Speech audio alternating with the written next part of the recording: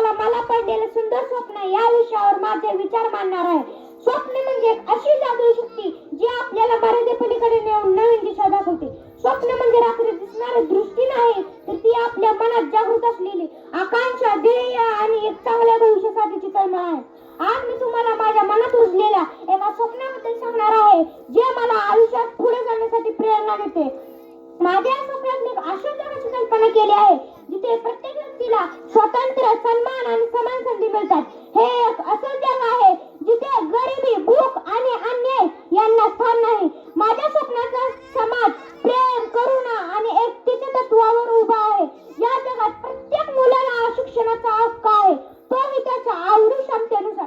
शिक्षण हे फक्त पुस्तकी ज्ञानापुरतं मर्यादित नाही, तर जीवन कौशल्य, नैतिकता आणि मानवतेची शिकवण देणार आहे.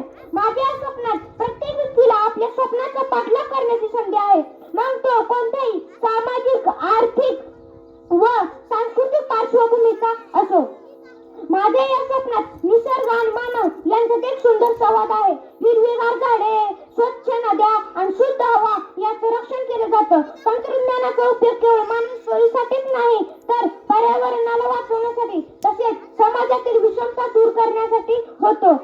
मी या स्वप्नात पाहिलं की प्रत्येक व्यक्ती एकमेकांना आधार देते. गाव, शहर आणि देश यांच्या सीमा फक्त नकाशावर असतात, पण मनात नाहीत.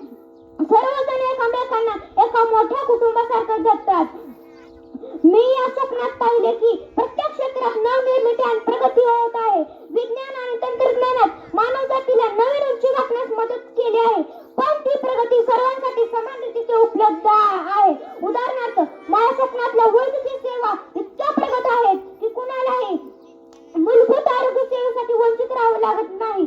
शेतकरी, कामगार आणि प्रत्येक व्यक्तीला त्याच्या मेहनतीचं योग्य फळ मिळतं.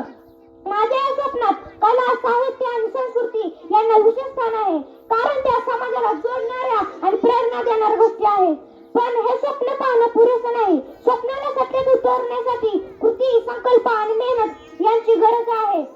मी जेव्हा माझ्या स्वप्नाला विचारलं की मी माझ्या स्वप्नाला साकार करण्यासाठी काय करू शकतो, याच विचाराने मला शिक्षण, समाजसेवा आणि पर्यावरण रक्षणासाठी स्वतःला वाहून घेण्याची प्रेरणा मिळाली.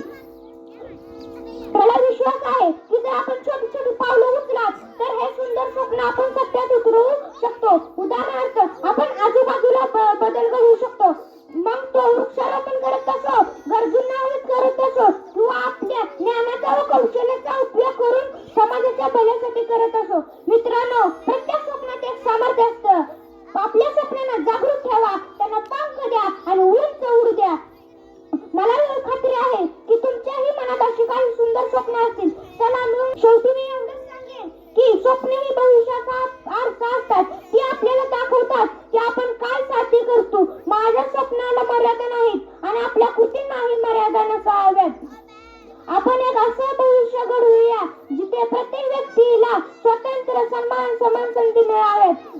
तर चला, मिळून आपण एक चांगल्या भविष्याची निर्मिती करूया. धन्यवाद. जय हिंद, जय भारत.